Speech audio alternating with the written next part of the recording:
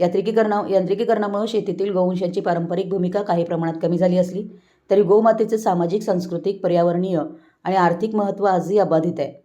आधुनिक विकास आणि गोसंवर्धन यांचा समतोल राखणं ही काळाची गरज असून गोवंश संवर्धनाची जबाबदारी समाजानं सामूहिकपणे स्वीकारली पाहिजे, असं प्रतिपादन विधान परिषदेचे सभापती राम शिंदे यांनी केलं. तेरवाड येथील रामेश्वर कृषी विज्ञान विकास मंडळाच्या गोशाळेच्या उद्घाटन प्रसंगी गोमाता पूजन व भव्य गोमाता मिरवणुकीनंतर आयोजित सभेत प्रमुख पाहुणे म्हणून ते बोलत होते. कार्यक्रमाच्या अध्यक्षस्थानी माजी वस्त्रोद्योग मंत्री प्रकाश आवाडे आवाडे होते. यावेळी आमदार राहुल आवाडे, आमदार अशोकराव माने यांची प्रमुख उपस्थिती होती. यावेळी राम शिंदे म्हणाले की भारतीय संस्कृतीला गोमातेला केवळ पशु म्हणून नव्हे तर श्रद्धा, संस्कृती आणि ग्रामीण अर्थव्यवस्थेचा आधारस्तंभ म्हणून स्थान आहे. पूर्वी शेती, वाहतूक, दुग्धव्यवसाय आणि सेंद्रिय शेतीसाठी गाई बैलांचा मोठ्या प्रमाणात उपयोग होत असे.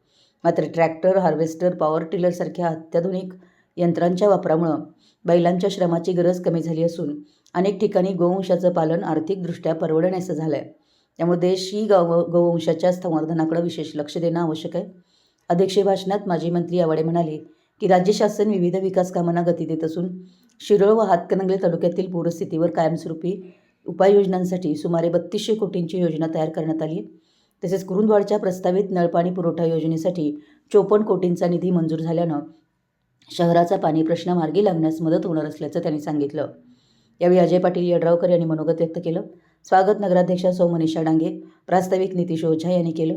आभार उदय डांगे यांनी मांडले. यावेळी संस्थेचे अध्यक्ष रामचंद्र डांगे, उपनगराध्यक्ष दीपक गायकवाड, वैभव उगळे, रमेश भुजुगडे, पंचायत समिती सभापती मिलिंद कुरणे, संदीप कारंडे, सीमा म्हैसाळे, बाळासाहेब गायकवाड, दादा पाटील, शुभम जोंग, तानाजी आलासे, भाऊसाहेब सावगावे, संजय अरसे आदी उपस्थित होते.